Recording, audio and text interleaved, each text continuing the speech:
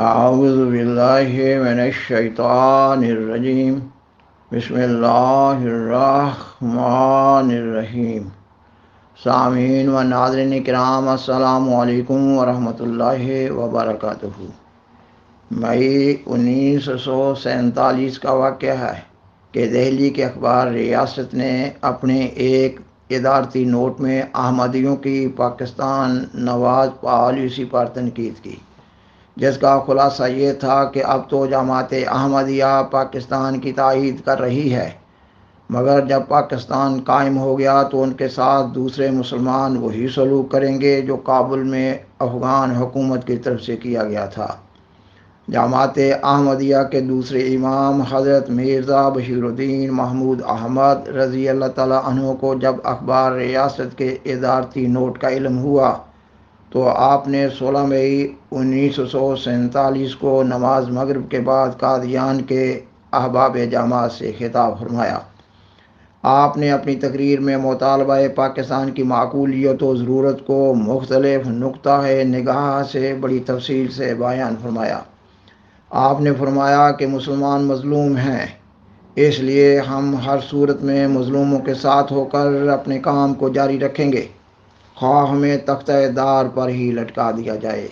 خاکسار بیان کرتا ہے کہ جب آپ یہ فرما رہے ہوتے ہیں کہ مسلمان مظلوم ہیں اور ہم ہر صورت میں مظلوموں کا ساتھ دیں گے، تو آپ اپنے آپ کو مسلمانوں میں شامل سمجھتے ہوئے اپنا موقف بیان کر رہے ہوتے ہیں۔ اس کا مطلب یہ ہوتا ہے کہ ہم بعض دوسرے کانگریس نواز مسلمان علماء کی طرح پاکستان کے مطالبہ کے خلاف کسی قسم کا کوئی کام نہ کریں گے، نیز یہ کہ مسلمانوں کے حقوق و مفادات کا خیال رکھیں گے، خواہ ہمیں اس کے لیے کوئی بڑی سے بڑی قربانی کیوں نہ کرنی پڑے۔ اور حقیقت بھی یہ تھی کہ جماعت احمدیہ کو اس وقت مسلم لیگ کی طے شدہ لفظ مسلمان کی تعریف کے مطابق مسلمانوں کا ہی ایک فرقہ سمجھا جا رہا تھا۔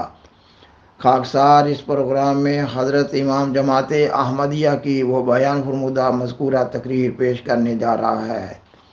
آپ کی اس تقریر سے آپ کے اس جذبہ، جنون اور عزم و ہمت کا علم ہوتا ہے جس کے تحت آپ حصول پاکستان کے لیے سالہ سال سے دعائیں اور انتھک محنت کرتے چلے آ رہے تھے، نیز یہ کہ آپ قائد اعظم محمد علی جناح سے نہ صرف ہر ممکن تعاون کر رہے تھے بلکہ ان کی مناسب رہنمائی بھی فرما رہے تھے۔ آپ کی یہ تقریر تاریخ احمدیت کی جلد نوم کے صفحہ 346 تا 360 پر درج کی گئی ہے۔ اس پروگرام میں اس تقریر کی پہلی قسط پیش کی جا رہی ہے۔ سامعین و ناظرین کرام، آپ نے فرمایا، آج مجھے ایک عزیز نے بتایا کہ دلی کے ایک اخبار نے لکھا ہے کہ احمدی اس وقت تو پاکستان کی حمایت کرتے ہیں، مگر ان کو وقت بھول گیا ہے جب ان کے ساتھ دوسرے مسلمانوں نے برے سلوک کیے تھے۔ جب پاکستان بن جائے گا تو ان کے ساتھ مسلمان پھر وہی سلوک کریں گے جو کابل میں ان کے ساتھ ہوا تھا، اور اس وقت احمدی کہیں گے کہ ہمیں ہندوستان میں شامل کر لو۔ کہنے والے کی اس بات کو کئی پہلوؤں سے دیکھا جا سکتا ہے۔ اس کا ایک پہلو تو یہی ہے کہ جب پاکستان بن جائے گا تو ہمارے ساتھ مسلمانوں کی طرف سے وہی سلوک ہوگا جو آج سے کچھ عرصہ پیشتر افغانستان میں ہوا تھا، اور فرض کرو ایسا ہی ہو جائے، پاکستان بھی بن جائے اور ہمارے ساتھ وہی سلوک روا بھی رکھا جائے، لیکن سوال تو یہ ہے کہ ایک دیندار جماعت جس کی بنیادی مذہب، اخلاق اور انصاف پر ہے، کیا وہ اس کے متعلق اس نقطہ نگاہ سے فیصلہ کرے گی کہ میرا اس میں فائدہ ہے، یا وہ اس نقطہ نگاہ سے فیصلہ کرے گی کہ اس امر میں دوسرے کا کیا حق ہے؟ یقیناً وہ ایسے معاملہ میں مؤخر و ذکر نقطہ نگاہ سے ہی فیصلہ کرے گی۔ مثلاً ایک مجسٹریٹ ایسے علاقہ میں عدالت کی کرسی پر بیٹھا ہے جس میں اس کے بعد قریبی رشتہ دار بھی رہتے ہیں، اور ان رشتہ داروں کے دوسرے لوگوں کے ساتھ تنازعات بھی ہیں۔ اس کے سامنے ایک ایسا مقدمہ پیش ہوتا ہے جس میں اس کے رشتہ داروں کا ایک دشمن مدعی ہے۔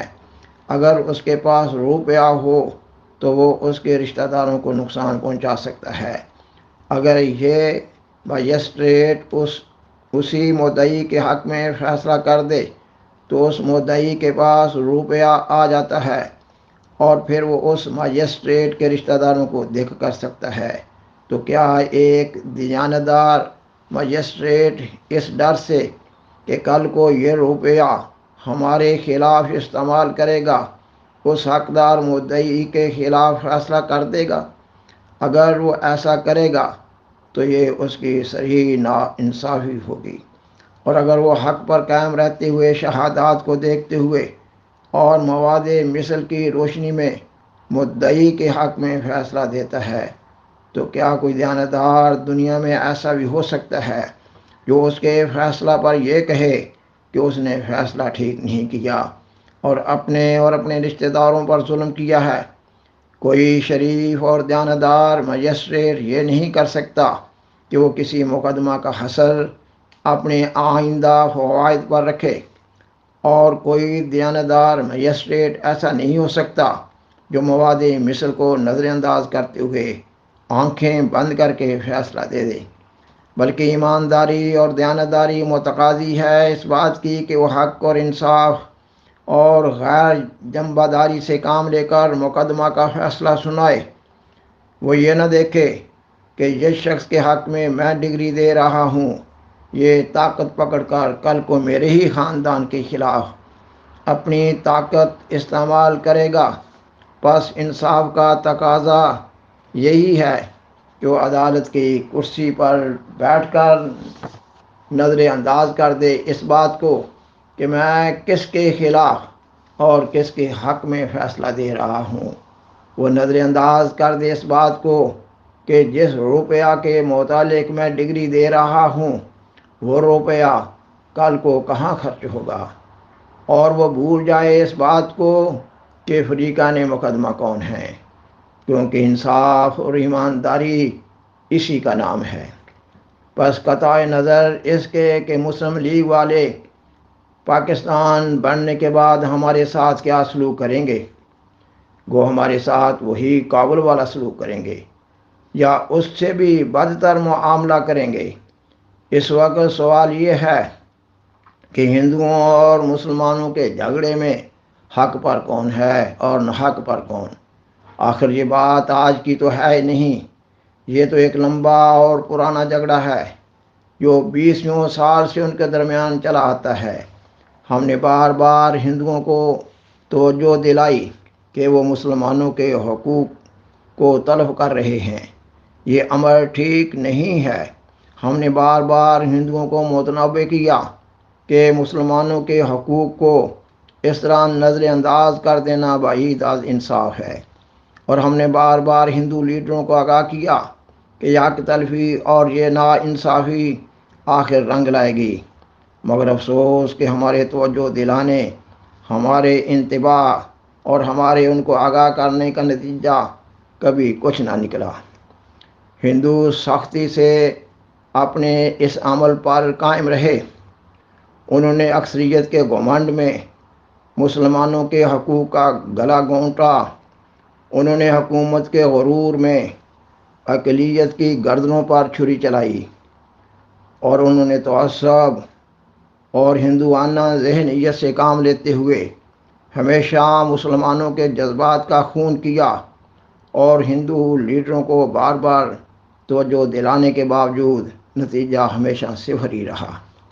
ایک مسلمان جب کسی ملازمت کے لیے درخواست دیتا تو چاہے وہ کتنا ہی لائق کیوں نہ ہوتا، اس کی درخواست پر اس لیے غور نہ کیا جاتا کہ وہ مسلمان ہے، اور اس کے مقابلہ میں ہندو چاہے کتنا ہی نالائق ہوتا اس کو ملازمت میں لے لیا جاتا۔ اسی طرح گورنمنٹ کے تمام ٹھیکے مسلمانوں کی لیاقت، قابلیت اور اہلیت کو نظر انداز کرتے ہوئے ہندوؤں کو دے دیے جاتے۔ تجارتی کاموں میں جہاں حکومت کا دخل ہوتا ہندوؤں کو ترجیح دی جاتی، سوائے قادیان کے کہ یہاں بھی ہم نے کافی کوشش کر کے اپنا یہ حق حاصل کیا ہے۔ باقی تمام جگہوں میں مسلمانوں کے حقوق کو ملحوظ نہیں رکھا گیا۔ یہی وجہ تھی کہ مسلمانوں کے دلوں میں ہندوؤں کے خلاف ان کی فرقہ وارانہ ذہنیت کی وجہ سے نفرت پیدا ہوتی رہی، اور آخر یہ حالت پہنچ گئی جو آج سب کی آنکھوں کے سامنے ہے۔ یہ صورت حالات کس نے پیدا کی گئے؟ جس نے یہ صورت حالات پیدا کی وہی موجودہ حالات کا ذمہ دار بھی ہے۔ یہ سب کچھ ہندوؤں کے اپنے ہی ہاتھوں کا کیا ہوا ہے، اور یہ فسادات کا تناور درخت وہی ہے جس کا بیج ہندوؤں نے بویا تھا اور اسے آج تک پانی دیتے رہے، اور آج جب کہ اس درخت کی شاخیں سارے ہندوستان میں پھیل چکی ہیں، ہندوؤں نے شور مچانا شروع کر دیا ہے۔ مگر میں کہتا ہوں کہ ہندوؤں کو اس وقت اس بات کا کیوں خیال نہ آیا کہ ہم مسلمانوں کے حقوق کو تلف کر رہے ہیں، اور ہر محکمہ میں اور ہر شعبہ میں ان کے ساتھ بے انصافی کر رہے ہیں۔ مجھے 25 سال شور مچاتے اور ہندوؤں کو توجہ دلاتے ہو گئے ہیں کہ تمہارا یہ طریق آخر رنگ لائے بغیر نہ رہے گا، لیکن افسوس کہ میری آواز پر کسی نے کان نہ دھرا اور اپنی من مانی کرتے رہے۔ یہاں تک کہ جب ہمارا احرار سے جھگڑا تھا تو ہندوؤں نے احرار کی پیٹھ ٹھونکی اور حتی الوسع ان کی امداد کرتے رہے۔ ان سے کوئی پوچھے کہ جھگڑا تو ہمارے اور احرار کے درمیان مذہبی مسائل کے متعلق تھا، تمہیں اس معاملہ میں کسی فریق کی طرفداری کی کیا ضرورت تھی؟ اور تمہیں ختم نبوت یا وفات مسیح کے مسائل کے ساتھ کیا تعلق تھا؟ کیا تم محمد رسول اللہ صلی اللہ علیہ وسلم کے بعد نبوت کو بند مانتے تھے کہ ہمارے اجرائے نبوت کے عقیدہ پر تم برہم ہوئے تھے؟ خاکسار بیان کرتا ہے کہ سیدنا حضرت محمد صلی اللہ علیہ وسلم کے بعد اجرائے نبوت سے مراد آپ صلی اللہ علیہ وآلہ وسلم کی امت میں سے آپ صلی اللہ علیہ وسلم کے فیضان کے نتیجہ میں امتی نبی کا ہونا ہے۔ فرمایا، کیا تم حیات مسیح کے قائل تھے کہ ہماری طرف سے وفات مسیح کا مسئلہ پیش ہونے پر تم چراغ پا ہو گئے تھے؟ ہندوؤں کا ان مسائل کے ساتھ دور کا بھی تعلق نہ تھا۔ احرار کی طرف سے ہندو وکلاء مفت پیش ہوتے رہے۔ میں نے اس بارے میں پنڈت نہرو کے پاس اپنا آدمی بھیجا کہ آپ لوگوں کی احرار کے ساتھ ہمدردی کس بنا پر ہے اور یہ طرفداری کیوں کی جا رہی ہے؟ انہوں نے ہنس کر کہا، سیاسیات میں ایسا کرنا ہی پڑتا ہے۔ اب جن لوگوں کی ذہنیت اس قسم کی ہو ان سے بھلا کیا امید کی جا سکتی ہے؟ یہ جو کچھ آج کل ہو رہا ہے یہ سب گاندھی جی پنڈت نہرو کے ہاتھوں سے رکھی ہوئی بنیادوں پر ہو رہا ہے۔ سامعین و ناظرین کرام، سیدنا حضرت خلیفۃ المسیح ثانی رضی اللہ تعالیٰ عنہ کی یہ تقریر ابھی جاری ہے، بقیہ حصہ اگلی قسط میں پیش کیا جا رہا ہوگا انشاءاللہ تعالی۔ بالآخر درخواست ہے کہ برائے مہربانی اس پروگرام کو دوسروں سے شیئر کریں اور حضرہ کرم اس چینل کو سبسکرائب کریں۔